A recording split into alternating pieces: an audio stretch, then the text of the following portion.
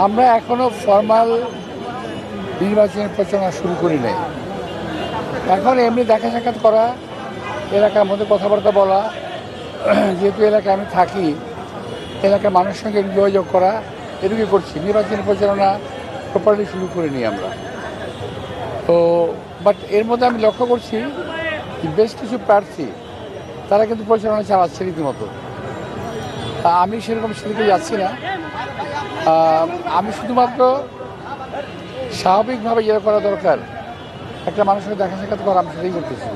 আমি ভোট প্রার্থনা করছি না, করছি আছিও না। যখন থেকে নির্বাচনের প্রচারণা শুরু হবে তখন ইনশাল্লাহ আমরা যথাযথভাবে আমাদের কাজ শুরু করব। ব্যালট পেপারটাকে আমার মনে হয়, আমি যা দেখেছি বিশ্বের মাধ্যমে, সোশ্যাল মিডিয়ার মাধ্যমে, এটা একেবারেই উদ্দেশ্যমূলকভাবে করা হয়েছে।